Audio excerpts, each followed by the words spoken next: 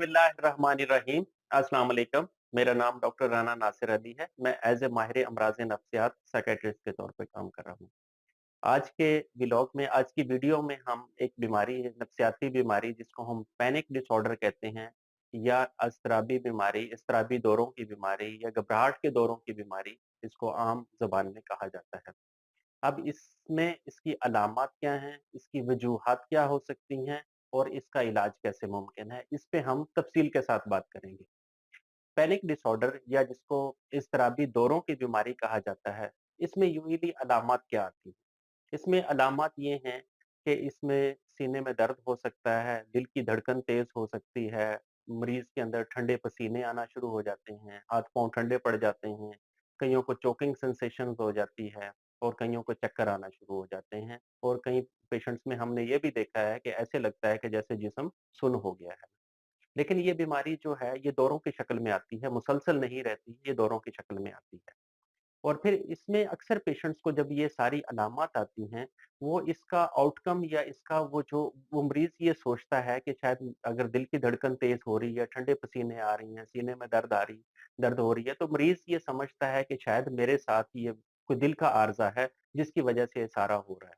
इसकी वजह से बेचैनी मज़ीद बढ़ जाती है और उस वजह से वो मरीज़ हमने देखा है कि डिफरेंट किस्म की इन्वेस्टिगेशंस अपने सारे जितने भी हैं क्या कहते हैं टेस्ट वगैरह वो इससे रिलेटेड वो करवाता है और डॉक्टर्स के पास जाता रहता है। जब वो सारे देखता है कि टेस्ट वगैरह नॉर्मल हैं, तो फिर हमने देखा है कि वो साइकियाट्रिस्ट के पास आते हैं। अच्छा और इस बीमारी में देखा है कि एक बीमारी है जिसको हम कहते हैं अगोराफोबिया। अगोराफोबिया में ये होता है कि पेशेंट्स इस बीमारी के साथ-साथ एक ये डिज़ीज़ रिलेट करती है। इसमें होता है कि रश वाली जगहों पे और ऐसी जगहों के ऊपर जहाँ पे रश बहुत ज़्यादा है, लोगों का हजूम बहुत ज़्यादा है, ऐसी जगह पे जाने से कतराते हैं।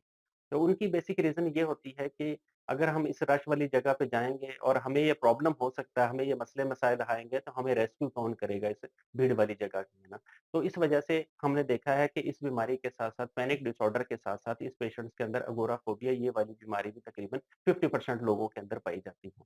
अब हम आ जाते हैं इसकी वजूहात क्या हैं? इसमें जो सबसे अहम वजूहात है वो उसका जीनियाती अवामल है जिसको हम मौरूसियत कहते हैं। और हमने देखा है कि साइंसी तहकीक ये कहती है कि ये बीमारी के अंदर तकरीबन 40% चांस होता है मौरूसियत का। बाकी इसके अंदर अगर किसी फैमिली के अंदर एक पेशेंट्स को बीमारी है, तो हमने देखा कि फैमिली मेंबर्स के अंदर तकरीबन इसका चांसेस जो है ना, इसके 5 गुना बढ़ होने के चांसेस ज़्यादा है उसके करीबी रिश्तेदारों के अंदर। इसके अलावा फिर बहुत सारे अवामल हैं, जैसे कुछ न्यूरोकेमिकल्स हैं, ब्रेन के ऐसे केमिकल्स हैं या ऐसे केमिकल लोचे हैं, जिनको हम सेरोटोनिन कहते हैं, गाबा कहते हैं। तो साइंसी तहकीक ये कहती है कि वक़्त के साथ-साथ ऐसे पेशेंट्स के अंदर भी हमने देखा है, जिनमें पैनिक डिसऑर्डर्स की बीमारी होती है या इज़्तिराबी दौरों की बीमारी होती है, तो उनके अंदर ये से गाबा का लेवल भी कम होता है और सेरोटोनिन का लेवल भी कम होता है, जो कि न्यूरोट्रांसमीटर्स हैं। इसके अलावा फिर देखा गया है कि ब्रेन के वो हिस्से, दिमाग के वो हिस्से जो खतरों को डील करने के लिए इंसान को मजबूत करते हैं, उनके अंदर भी प्रॉब्लम्स आना शुरू हो जाते हैं और मरीज़ के अंदर जो ही ये अलामत आती हैं, मरीज़ को फ़ौरन से ये पता लगता है कि शायद ये जो वो खतरा इस तरीके से इनमें एनहांस हो जाता है, वो कहते हैं कि शायद ये बीमारी जो है ना जानलेवा साबित होगी, वो उसको इस तरीके से रिलेट करना शुरू कर देते हैं। अब हम आ जाते हैं इसके लास्ट सेशंस के ऊपर, लास्ट टॉपिक के ऊपर जिसको हम इसका इलाज कहते हैं। इसका इलाज बेसिकली 2 तरीकों से होता है। एक को हम कहते हैं दवाइयों से इलाज या जिसको हम फार्माकोलॉजिकल अप्रोच कहते हैं और दूसरी जो है, जिसको हम बातचीत से इलाज करते हैं, उसको हम नॉन फार्माकोलॉजिकल अप्रोच कहते हैं।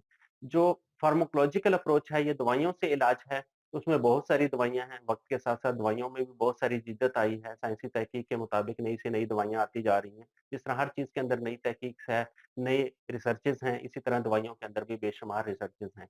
जिसमें एसएसआरआई सबसे अच्छी चॉइस है, इसके अलावा टीसीएज़ हैं, ट्राइसाइक्लिक एंटी डिप्रेसेंट्स वो भी देते हैं और बेंज़ोडाज़ेपीन भी दी जाती हैं, जो ख़ाब आवर गोलियाँ हैं या नींद आवर गोलियाँ हैं। लेकिन हम इन दवाइयों को फिर बेंज़ोडाज़ेपीन को लॉन्ग टर्म नहीं देते, इसको फिर ऐसा-ऐसा डॉक्टर्स टेपर ऑफ कर देते हैं।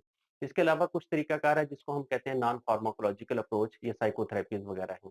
उसमें स्ट्रेस मैनेजमेंट के हवाले से करते हैं, डीप ब्रीथिंग एक्सरसाइज़ेज़ वगैरह सिखाई जाती हैं। अगर कॉग्निशंस के अंदर प्रॉब्लम है या उसके रवैये ऐसे डेवलप हो गए हैं, उस पे काम करने की ज़रूरत है, उसके बिहेवियर्स को थोड़ा-सा बेहतर करने की ज़रूरत है, जिसको हम कॉग्निटिव बिहेवियरल थेरेपी कहते हैं, सीबीटी कहते हैं, उसका बड़ा अच्छा रोल है इसके अंदर ना। तो ये हमारे जो कंसर्न्ड साइकोलॉजिस्ट होते हैं, तो उनके पास रेफ़र करते हैं पेशेंट्स को और वो उसको सारी नॉन फार्माकोलॉजिकल तरीके हैं, वो सारे सिखाए जाते हैं। जिससे हमने देखा कि पेशेंट्स के अंदर बहुत ज़्यादा आउटकम आता है और रिलैप्स होने के चांसेस भी कम हो जाते हैं, बीमारी के दोबारा आने के चांसेस भी कम हो जाते हैं।